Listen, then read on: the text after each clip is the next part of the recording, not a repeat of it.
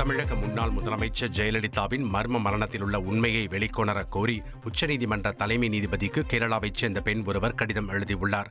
41 வயதான சுனிதா என்ற பெண் தாம் எம்ஜிஆர் ஜெயலலிதாவிற்கு பிறந்த ஒரே மகள் என்றும் தாம் பிறந்த சூழலின் காரணமாக இருவரும் தன்னை வீட்டு வேலைக்காரர் மாதவன் என்பவர் மூலம் கேரளாவிற்கு அனுப்பியதாகவும் கூறியுள்ளார்.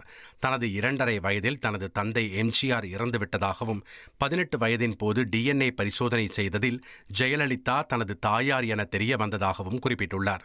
ஜெயலலிதா அவ்வப்போது தன்னை சென்னை போயஸ் கார்டனில் உள்ள வேதா இல்லத்திற்கு அழைத்தார் எனவும் தன்னை அவரது அதிகாரப்பூர்வ மகள் என அறிவிக்க இருந்தார் எனவும் கூறியுள்ளார்.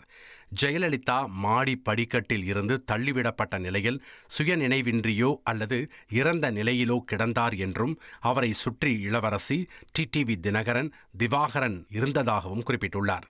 VK சசிகலா ஜெயலலிதாவின் கழுத்தில் காலை வைத்து மிதித்ததாகவும் தாம் கத்த முயன்றபோது காவலாளி வெளியே இழுத்துச் சென்றதாகவும் கூறியுள்ளார். அப்போது தாம் கொண்டு வந்த பையை கூட அங்கு தொலைத்ததாக கூறியுள்ள சுனிதா, அதன் பிறகு கேரளா சென்றதாகவும் இல்லை என்றால் தன்னையும் கொன்று இருப்பார்கள் என்று தெரிவித்தார். கடந்த 8 ஆண்டுகளாக இந்த உண்மையை வெளியே கொண்டுவர வேண்டும் என்று யோசித்ததாகவும் தனது 2 குழந்தைகளின் பாதுகாப்பு கருதி வெளியே சொல்லவில்லை என்று கூறியுள்ளார். தனது தாயார் ஜெயலலிதாவின் உயிரிழப்புக்கு காரணமானவர்கள் சட்டத்தின் முன் நிறுத்தப்பட வேண்டும் என்றும் தங்களுடைய குடும்பத்திற்கு உரிய பாதுகாப்பு வழங்க வேண்டும் என்றும் கடிதத்தில் தெரிவித்துள்ளார்.